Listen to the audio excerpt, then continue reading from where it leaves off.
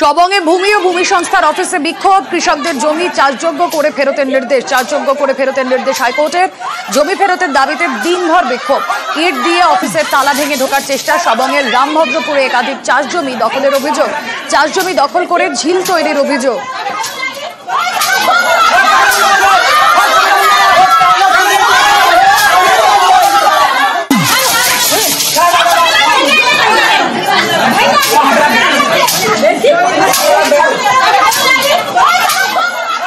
দিগ্বিজয় প্রতিনিধি রয়েছেন আমাদের সঙ্গে, লেটেস্ট আপডেট নেব। দিগ্বিজয়, দেখো তোমাকে জানিয়ে রাখছি, পশ্চিম মেদিনীপুর জেলার সবংয়ের রামভদ্রপুর, যেখানে চাষ জমিকে ঝিলে রূপান্তরিত করে কিছু অসাধু ব্যবসায়ী যারা মাছ চাষ করছে, এবং এই নিয়ে বিভিন্ন দপ্তরে বিভিন্ন জায়গায় জানানোর পরে এলাকার যারা কৃষক বাঁচাও কমিটি রয়েছে তারা কিন্তু হাইকোর্টের দ্বারস্থ হয়, এবং মাঝখানে আগে হাইকোর্ট থেকে নির্দেশ দেওয়া হয় যে জমি অর্থাৎ আগের যেভাবে ছিল সেভাবে রূপান্তরিত করে দেওয়া হবে।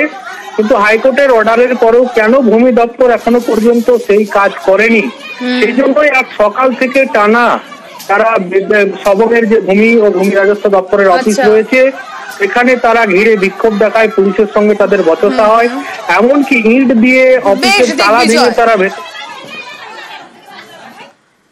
কারেন্ট নেই 7 বছর, 7 বছরে দুবার খুঁটি বসেছে, কিন্তু আজও কারেন্ট আসেনি। পূর্ব মেদিনীপুরের পটাশপুরের গ্রামে দিন রাতের সঙ্গী শুধুই অন্ধকার।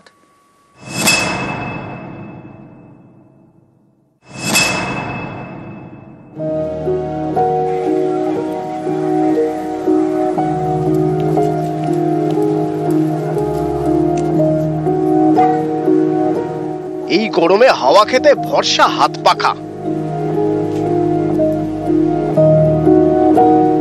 লণ্ঠনের আলোয় কষ্ট করে পড়াশোনা, উপায় বা কি? বাড়িতে তো কারেন্ট নেই।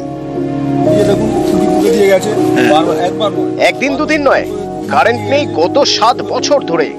সকালে সূর্যের আলো ভরসা, আর রাতে লণ্ঠন।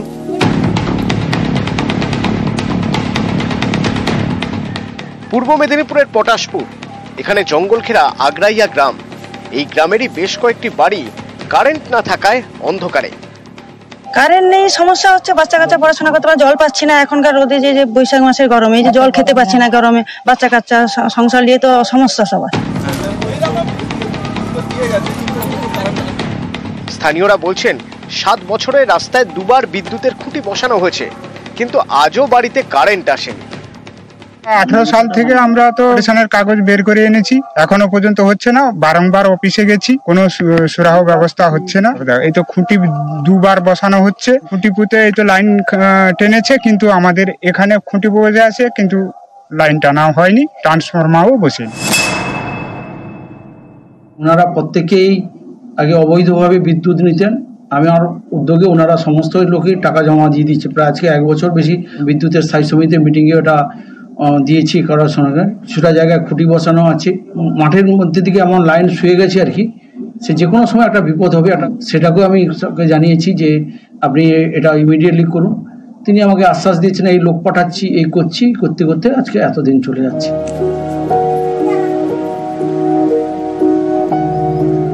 পূর্ব মেদিনীপুর থেকে পঙ্কজ দাশরথী, নিউজ 18 বাংলা।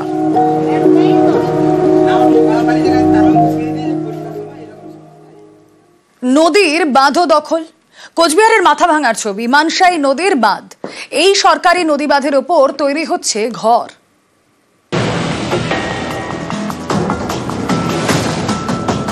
এটা নদী বাঁধ, দেখুন এই নদী বাঁধের ওপর নির্মাণ হচ্ছে। বসছে ইটের গাঁথনি, উঠছে পিলার। ইটের গায়ের সিমেন্ট এখনো কাঁচা, সদ্য গাঁথনি শুরু হয়েছে। এইভাবেই নদী বাঁধ দখল, বাঁধের উপর তৈরি হচ্ছে ঘর। আমরা যখন একটু কাজ করছি আমাদেরও ভেঙে দিতে বলছে, লাস্টে এমনকি জিসিবি এনে ভেঙে দেওয়া হয়েছে। এরাও যদি এরকম করে বাড়ি ঘর বানায় তা আমাদের ওইটাই যেন এইটাকেও আটকানো হয়।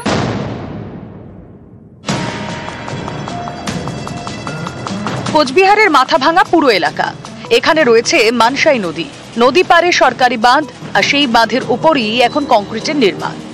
এটা ছাপড়া করার জন্য করছি, একটা ছাপড়া করে থাকবো, খালি ভিটিটা একটু ঢালাই দিয়ে নিতে হয় তার জন্য। কারো কাছ থেকে কোনো অনুমতি নেই। হ্যাঁ এটা জানি, এটা অবৈধ, কিন্তু কাউকে বলি নেই, কেউ কিছু বলতেও আসে না, কাউকে কিছু বলিও নেই। আর এইটা আমি নিজের থেকেই করতেছি। যদি জানতাম তাহলে হাতি দিতাম না, করতামও না, ওই ছাপড়াতেই থাকতাম।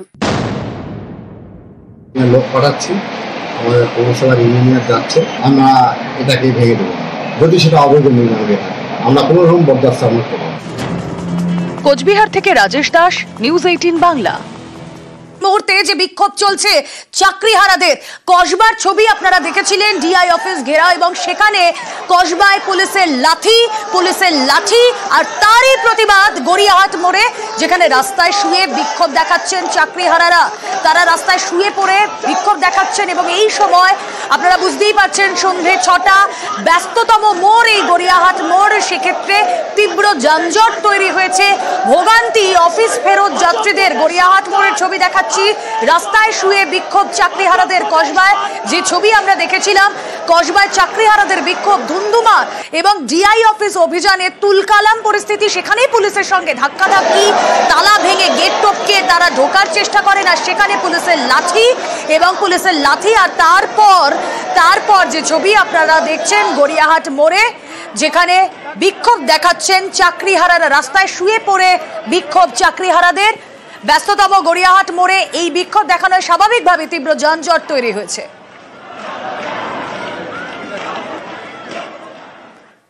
এবার যে কারণে বিক্ষোভ, যে কারণে রাস্তায় শুয়ে প্রতিবাদ, আসুন একটু ফিরে দেখি কি হয়েছিল কসবায়, মানে ডিআই অফিসে।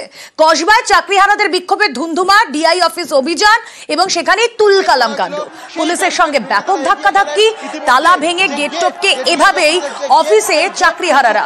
পরিস্থিতি নিয়ন্ত্রণে আনতে পুলিশ লাঠিচার্জ করে। ঘটনাস্থলে যান ডিসি এসএসডি বিদিশা কলিতা। ডিসিকে ঘিরে বিক্ষোভ চাকরিহারাদের, সেই ছবি আপনারা দেখছেন এবং চাকরিহারাদের সেখান থেকে সরাতে আপনারা দেখতে পাচ্ছেন পুলিশ লাথি মারে, সেই ছবি আপনারা দেখছেন, যেখানে বিক্ষোভ দেখাচ্ছিলেন চাকরিহারারা। আপনাদের দেখাচ্ছি সেই ছবি। বিক্ষোভ ছত্রভঙ্গ করতে, বিক্ষোভকারীদের সেখান থেকে সরাতে পুলিশ এভাবেই লাথি মারে। এবং এই ধুন্ধুমারে ইতিমধ্যেই আহত কয়েকজন বিক্ষোভকারী, জখম 6 জন পুলিশ কর্মীও। 6 জনকে পরে আটক করা হয়, ছেড়েও দেওয়া হয়।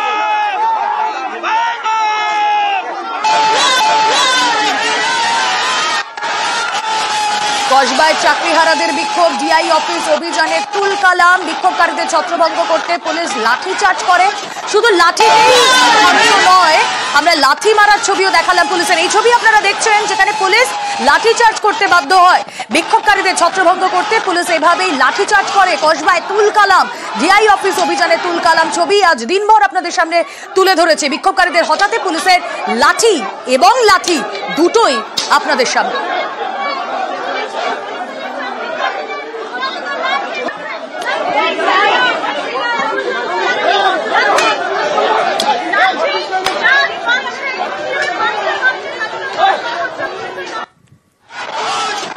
কসবায় চাকরিহারাদের বিক্ষোভে ধুন্ধুমার, আবারও সেই ছবি আপনাদেরকে দেখাচ্ছি, যেখানে বিক্ষোভকারীদের সরাতে পুলিশ লাঠি পর্যন্ত মারে।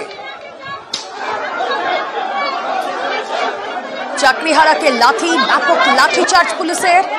যে ছবি আপনাদেরকে দেখাচ্ছি, পরিস্থিতি নিয়ন্ত্রণে পুলিশ লাঠিচার্জ করে, বিক্ষোভকারীদের হঠাতে পুলিশ লাঠিও মারে।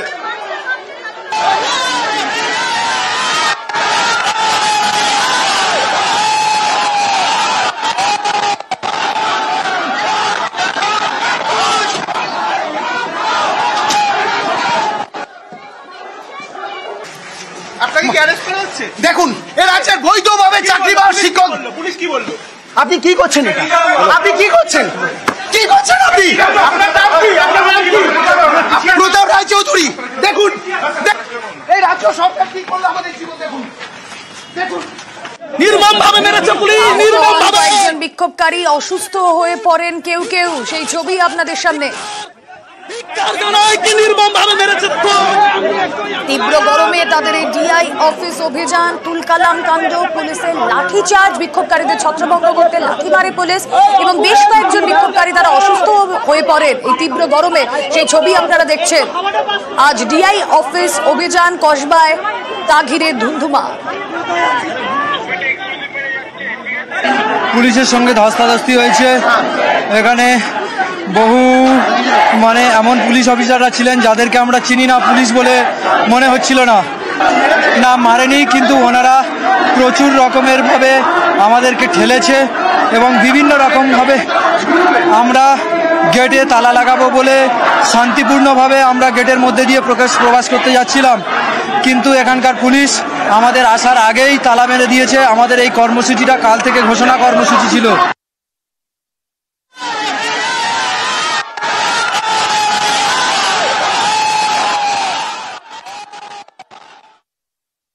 আজ ডিআই অফিস অভিযান করলেন, সেখানে তাদের বিক্ষোভকারীদের সঙ্গে পুলিশের বচসা এবং যে ছবি আপনাদের সামনে আমরা তুলে ধরলাম, বিক্ষোভকারীদের ছত্রভঙ্গ করতে পুলিশ লাঠিচার্জ করলো, এমনকি চাকরিহারাকে লাঠিও মারল পুলিশ। আর এরপরেই ভুল স্বীকার মুখ্য সচিবের।